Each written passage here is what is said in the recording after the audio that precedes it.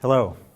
When you hear my voice, my American accent, you probably wonder how is it this guy with an American accent ended up with this dramatic story in Russia. And so I'm going to tell you my story briefly and leave you with a big moral of my story at the end. I am indeed American. I was born in Princeton, New Jersey, grew up in Chicago. But I come from an unusual American family. My grandfather, Earl Browder, was from Wichita, Kansas, and he was a labor union organizer. And he was so good at organizing the union in the 1920s that the communists spotted him and said, if you like labor unionism, you're going to love communism. Why don't you come to Russia and check it out? So my grandfather went to Russia. He did what most normal red-blooded American men do when they get to Russia. He found himself a Russian girl who became my grandmother. My father was then born in Moscow, and a number of years, 5 years later, in 1932, they came back to America, and he became the head of the American Communist Party. He stayed, he ran for president as a communist in 1936 and 1940 against Franklin Roosevelt. He was eventually kicked out of the Communist Party in 1945 for being too capitalist. And then he was then persecuted in the 1950s for being a communist during the McCarthy era. So this is my family legacy. I was born in 1964, 51 years old. But when I was going through my teenage rebellion, I said to myself, what's the best way that I can rebel from a family of communists? And I tried out a couple things. I grew my hair long into an afro, and that didn't seem to upset my family. My father still blames my baldness on that. But then I figured out the perfect thing to do, which was to put on a suit and tie and become a capitalist. There was nothing that I could do that would upset my family more than that. So I became a capitalist. I went to Stanford Business School, and I graduated business school in 1989. And 1989 was a very auspicious year. That was the year that the Berlin Wall came down. And as I was struggling to figure out what I was going to do with my life, I had this epiphany one day, which is that if the Berlin Wall is coming down and my grandfather was the biggest communist in America, I'm going to try to become the biggest capitalist in Eastern Europe. And so that's what I set out to do. And I moved to London, and then I eventually moved to Moscow in the early 1990s, and I set up an investment fund called the Hermitage Fund. And the Hermitage Fund was set up at the time when the Russians had gone through something called the mass privatization program. In order to go from communism to capitalism, they decided that the best way of doing that was to give everything away for free in what's called a privatization program and create a whole country full of capitalists. So they created this mass privatization program, and as they gave everything away for free, all the shares started trading at a very small premium to free, and so they were almost still free. And so I started to invest in these shares, and I ended up moving out there. And my fund started with almost nothing, and it grew eventually to become the largest investment fund in the country. And it was all very great to be investing, and I had big success in my investments. But what I discovered was that there was a massive amount of corruption in Russia, corruption like you can't even imagine in the West. Basically, every CEO of every company was stealing millions, tens of millions, hundreds of millions, billions of dollars, depending on the size of the company and what was there to steal. And as a fund manager and as person responsible for my clients' investments, I had to do something to try to stop the stealing in these companies. And I had no, I barely even spoke Russian. I didn't have any particular political contacts, but I came up with this idea, which was if I could just figure out how they were doing the stealing and expose it, then maybe I could stop it. So the first step in doing this was what I call the stealing analysis. Now, they didn't teach stealing analysis at Stanford Business School, and so I had to make it up as I went along. And my very first and most important target of the stealing analysis was a company called Gazprom. Now, Gazprom, most of you will have heard of. It's the largest gas company in the world. It's the biggest company in Russia. And at the time, in 1999, Gazprom was trading at a 99.7% discount to Exxon and BP per barrel of reserves. And why was it trading at such a big discount? Because everybody thought that every last cubic meter of gas was being stolen out of the company. So to do my stealing analysis, I said to myself, why don't I figure out who the people are who actually know about the stealing, and to go and talk to them and see if this is really true, whether they are indeed stealing 99.7% of the assets. And I made a list of the ex-employees, of competitors, of customers, of suppliers, of government officials, and I asked them all to have breakfast, lunch, dinner, tea, coffee, dessert with me. And I didn't tell them why I wanted to have these meals. I just offered out these invitations. And everybody was kind of intrigued that this strange Western guy wanted to have these meetings. And so of the 40 or so people that I asked for these meals, about 35 of them said yes. And so I sat down at my first of these meals, a lunch with a competitor of Gazprom, and I discovered the most interesting cultural anomaly about Russia, which was that during the Soviet times, the richest person in Russia was maybe 6 times richer than the poorest person. But by 1999, the richest person in Russia had become 250,000 times richer than the poorest person. And basically, that's over a 10-year period. And so that kind of enormous disparity of wealth created in such a short period of time poisoned the psychology of the entire nation. And as a result of that, everybody was furious. And because of that fury, everybody who I met with wanted to tell me about how angry they were and about all the things they knew. And so at my first lunch, I started taking notes, and I filled up one page and then a second page and a third page, and the guy just kept on going on and on with the anecdotes about stealing. And 2 hours had passed, and it became clear that I could have gone on all day with this guy, and I had to cut him off. My next meeting was exactly the same, and the next meeting, and pretty soon I filled up 2 full notebooks of anecdotes about stealing, and it was the most unbelievable stories you had ever heard. I mean, just everything possible was going on.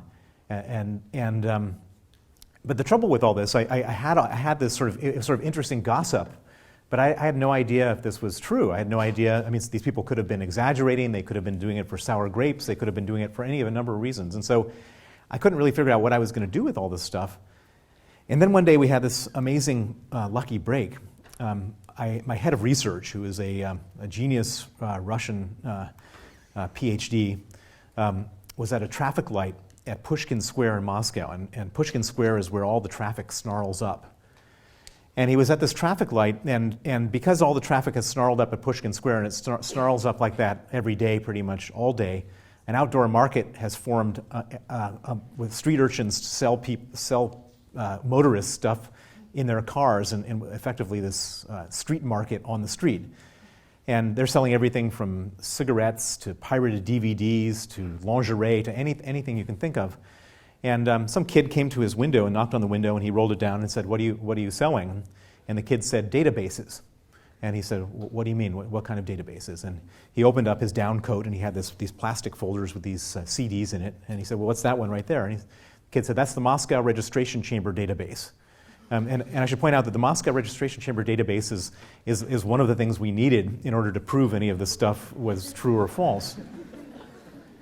And he said, how much for that database? And the kid said $5. So he gave him $5. He brings the database back to the office, and he thinks he's just been ripped off. And he said, guess what? Some kid claims he sold me the Moscow Registration Chamber database for $5. And so we take the disk, and he puts it in the computer, and this is before the days of computer viruses, so we just put it in. And sure enough, onto the screen is the full, all bells, whistles, Moscow registration chamber database showing the beneficial ownership of all Russian companies. And on the front of the disk was a phone number you could call for other databases. And we called that number, and by the way, he did get ripped off because the rest of the databases were $2, not $5. And from that, we were able to conclude the most unbelievable thing you could ever imagine, which was that that between 1996 and 1999, the management of Gazprom, 9 individuals, had stolen oil and gas reserves equal to the size of Kuwait out of Gazprom, and nobody knew it. As investors, we also learned something very interesting, was that the oil and gas reserves the size of Kuwait only represented 9.65% of Gazprom's total reserves, which meant that more than 90% was still there. Now remember, the market had assumed a 99.7% discount because everything had been stolen, and we've just discovered that everything is still there. Now as an investor, when you see that kind of market disparity between the reality is this and the perception is this, what do you do? Well, in our case, using a very highly technical financial term, we backed up the truck and bought as much of the stock as we could get. Now, this is normally where an investor stops. You make your analysis, you come up with your conclusions, you buy your stock, and you wait for the world to figure it out. But I wasn't going to do that. I broke my analysis into 7 different chapters. I shared a chapter with the Financial Times, another one with the Wall Street Journal, New York Times, Business Week, Washington Post, etc. They all wrote stories about it. On the back of those stories, the Russian press picked it up and wrote their stories. On the back of that, the parliament began debates about whether it was a good thing or bad thing for the management to steal these assets out of Gazprom. On the back of that, the management then got involved themselves. They hired a Big Four accounting firm to write a report to say it was a good thing to steal the assets. And then strangely, after about a year of this, at the annual general meeting, and totally unexpectedly, Putin, who's a newly elected president, steps in and he fires the CEO of Gazprom and replaces him with a guy whose job it is not to steal assets. I stress the word assets. He's allowed to steal other things. On the back of that, the share price goes up 138% the next day. It doubles again, doubles again, doubles again, doubles again, doubles again, doubles again. It ended up going up 100 times over the next 6 years. And this was my largest single investment. So as you can imagine, I felt pretty good about this. And so I did the same thing at the National Electricity Company. I did the same thing at the National Savings Bank. I did it at various other companies. And for the most part, I was able to get away with it because I was going after, I had this weird and strange alignment with Putin. I was going after the oligarchs who were stealing money from me, and the same oligarchs were stealing power from him. And so we had, even though I've never met the guy and I've never spoken to him about this, we basically were in the same boat together. And so every time I would publicize one of these scandals, he would step in and do something about it. And so I lived a blessed life for about 4 years when our interests were aligned. And then one day, in 2003, he won his war with the oligarchs. He arrested Michael Khodorkovsky, who is the richest man in Russia, the owner of the oil company Yukos. And he arrests him, put him in jail, and puts the television cameras in the court when he goes into court, sitting in a cage. And imagine you're the 17th richest oligarch and you see the richest guy in the country sitting in a cage. What's your natural reaction going to be? You don't want to sit in that cage. And so one by one, the oligarchs went to Putin and said, what do we have to do to make sure we don't sit in that cage? And Putin said, very simple, 50%.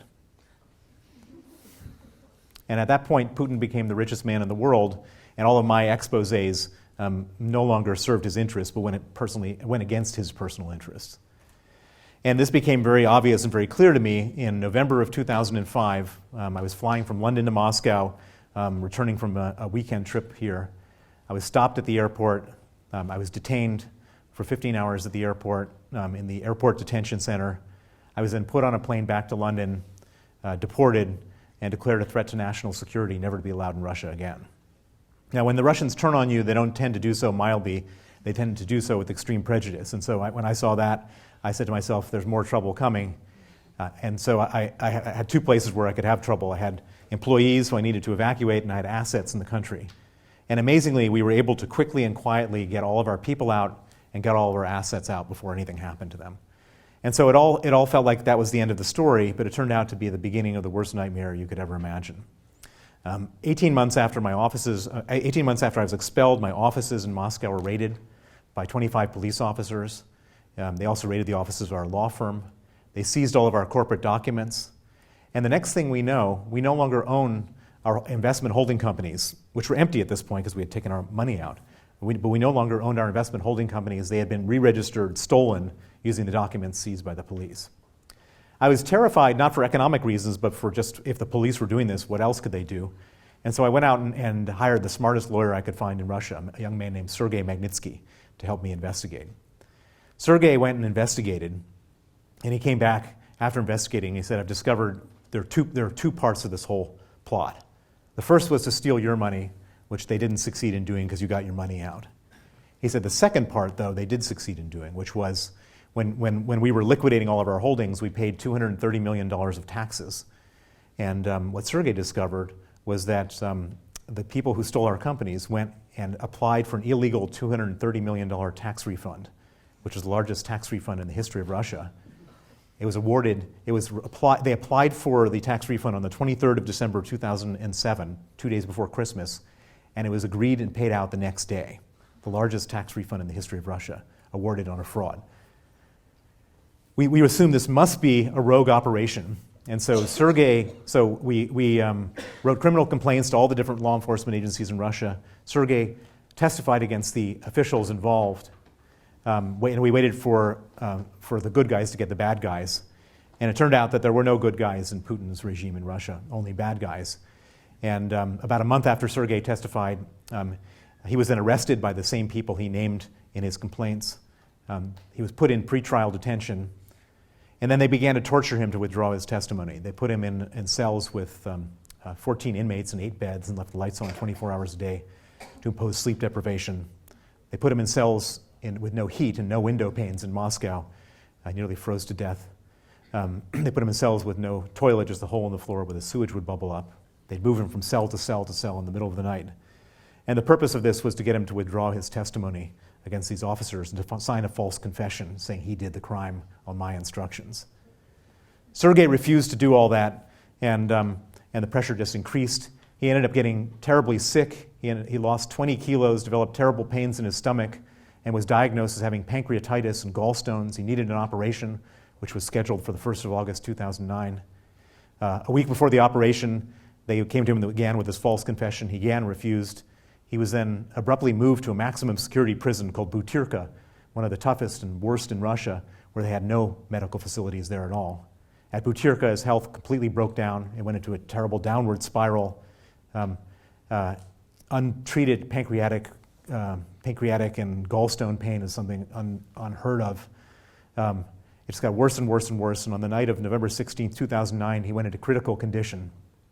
On that night, the Butyrka authorities didn't want to have responsibility for him, and so they put him in an ambulance to another prison that had a medical wing, but when he arrived at that other prison, instead of putting him in the emergency room, they put him in an isolation cell. They chained him to a bed, and 8 riot guards with rubber batons beat him for 1 hour and 18 minutes until he died at the age of 37, leaving a wife and 2 children. I got this news the next morning here in London, and it was the most terrifying, traumatic, heartbreaking, life-changing news that one could ever get. Sergei Magnitsky was killed because he was my lawyer trying to defend me. And after I was able to calm down from the initial shock of it, I made a vow to his memory, to his family, and to myself that I was going to get justice for Sergei Magnitsky. And for the last 6 years, that's what I've been working on. Originally, we tried to get justice in Russia, but Putin's people circled the wagons. They exonerated everybody involved. They gave special promotions and state honors to the most complicit. And most shockingly, 3 years after they murdered Sergei Magnitsky, they put him on trial in the first trial against a dead man in the history of Russia. Found him guilty. They also put me on trial alongside of him and found me guilty and sentenced me to 9 years in absentia in a Russian prison. It became clear there was no possibility of justice inside of Russia, and so we said, let's get justice outside of Russia. And we came up with an interesting idea, which is that the guys who did this crime did it for money, and they don't keep their money in Russia. They like to keep it in the West. They'd like to keep it in New York and London and Switzerland. They like to send their kids to school in the West and so on and so forth. And so I went to Washington, and I told the same story I'm telling to you here today to Senator John McCain from Arizona and Senator Benjamin Cardin, Democrat from Maryland, Republican and Democrat. And they came up with something called the Sergei Magnitsky Act, which imposes visa sanctions, asset freezes on the people who killed Sergei Magnitsky and the people who do similar types of things in Russia. We introduced it in 2010, and in November of 2012, it went for a vote, and it passed 92-4 in the Senate. 89% of the House of Representatives voted in favor of it, and President Obama signed it into law on the 14th of December, 2012. There are now 39 people on the Magnitsky list. It's an open-ended list, and effectively, we found the Achilles heel of the Putin regime. Basically, if you go after their money in the West, back in the old days, the Soviets did a lot of terrible things, but they didn't have all their bank accounts in the West. But these people do, and that's where their real exposure lies. I'm proud to say that after the passage of the Magnitsky Act has become such a useful tool that the Senate has now recently passed the global Magnitsky Act, which would take the same tool and apply it towards kleptocrats, dictators, torturers, and murderers anywhere in the world. It still has to pass the House of Representatives, but I'm hoping and sure that it will soon. Thank you very much.